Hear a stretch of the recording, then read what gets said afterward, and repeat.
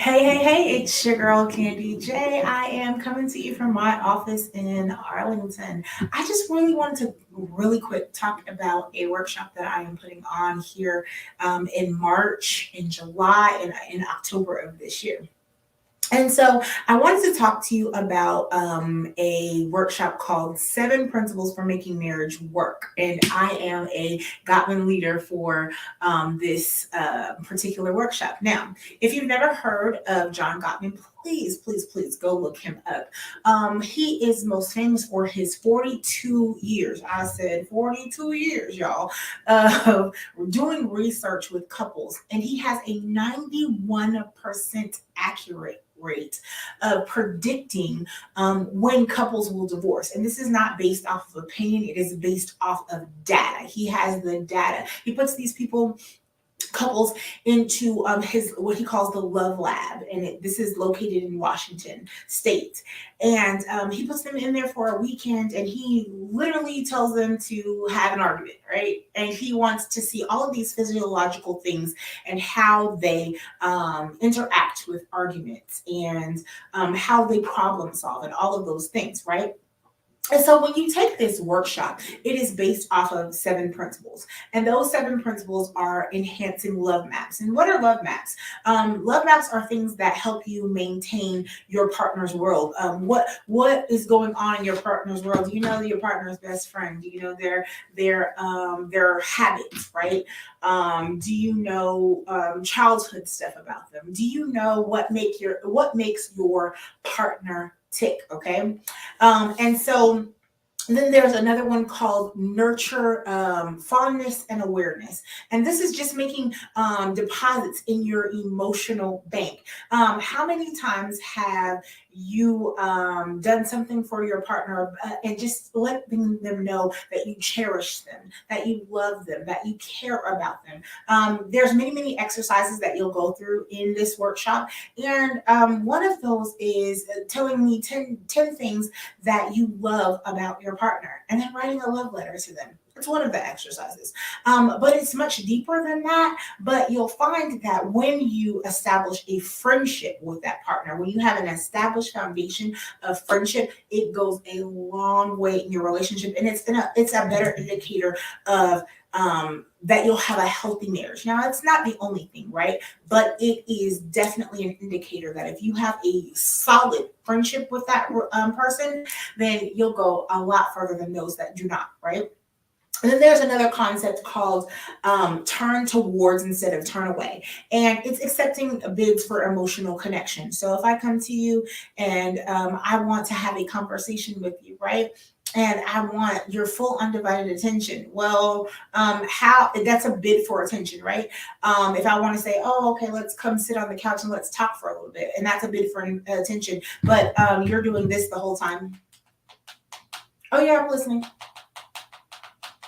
but you're really not listening. No, don't get it twisted. Some people definitely can multitask, but putting that iPhone away, putting that Android away, and making all of the attention about them, right? That is making an emotional deposit into your significant other. Another one is called accept influence. Accept your partner's influence, right? Think about this. If I am, I think of couples as yin and yang sometimes, right?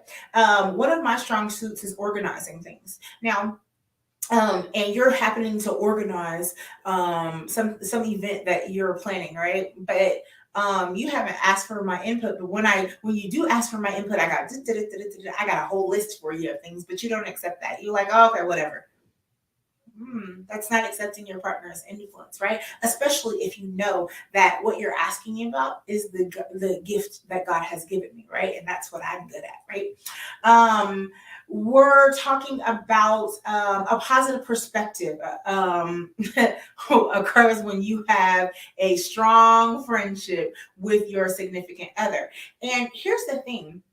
John Gottman talks about treating your partner like a house guest, right? You know, if your house guest spills something on the floor, it's an accident, right? And you take out the time to help them clean it up, or you show them how to clean it up or whatnot, and you keep it pushing. Well, a lot of times we criticize instead of treating that person like a house guest, right? Oh my God, you're so stupid. Why would you do that? I can't believe you would do that. Well, it's ruining our house. No. Okay, hold on. Let me go get some paper towels. Let me help you clean that up. You know what? I might need some OxyClean. Maybe I can go to the store and get that instead of criticizing them, right? Another one is solve, and I'm giving you all of the principles that we'll cover in the workshop. Solve solvable problems. Now, listen, managing conflict is a big thing, and you will never, ever, ever, ever not have a conflict in a marriage. Let's just be clear. There is no way to not have a conflict, but it's how you deal with those conflicts. It's how you react to those conflicts by accepting influence from your partner and be open to compromise and discussing problems and taking turns listening to one another about perpetual issues, right? There are solvable issues and there are perpetual issues, right? There are, and then one of the things that I definitely teach my couples is how to self-soothe, right? Keeping yourself calm. What techniques can you use? What grounding techniques sometimes? What withdrawal ritual can you have to make sure that you self-soothe and you calm down and you come with a clear and logical head to try to resolve the problem that you have, right? These are all things that we talk about in the workshop. Overcoming gridlock. Oh my goodness. Some of the things that are signs of gridlock are like hurt feelings, body language, feeling flooded, like you have a wave of emotions and you just don't know what to do. You have some of the four horsemen of apocalypse, and I'll talk about that in another live. But there are so many things that add to being able to self-regulate, and learning how to self-regulate will also help your relationship. Then we also talk about create shared meaning. How can I make your dreams come true? How can I make your life goals come true? How can I support those things? What is your mission and your purpose in life? What do you want to leave as a legacy, right?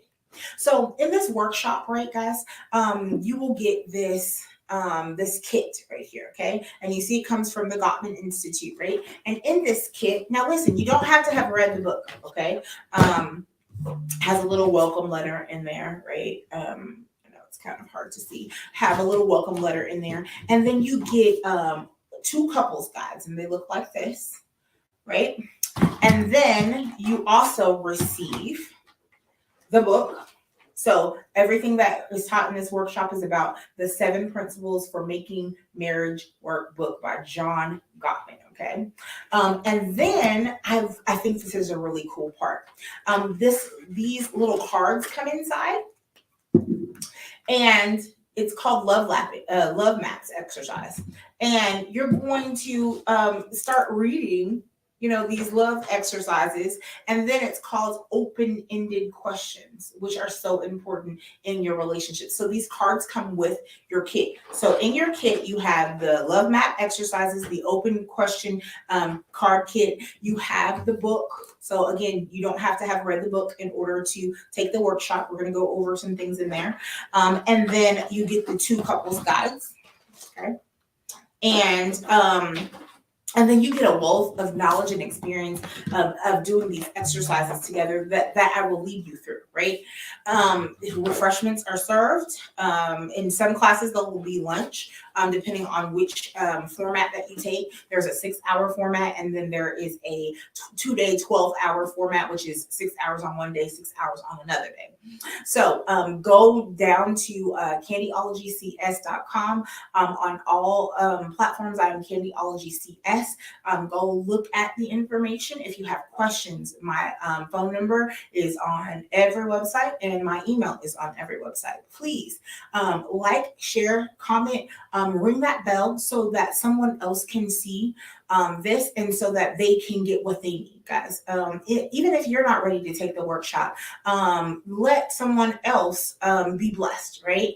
And so the only inappropriate couples that I would say would not need to take this course, and you would need to go ahead and get in therapy, would be couples that are in distress for emotional and physical abuse, dealing with addictions, dealing with serious emotional or mental health issues. That this class is not really for you. Okay.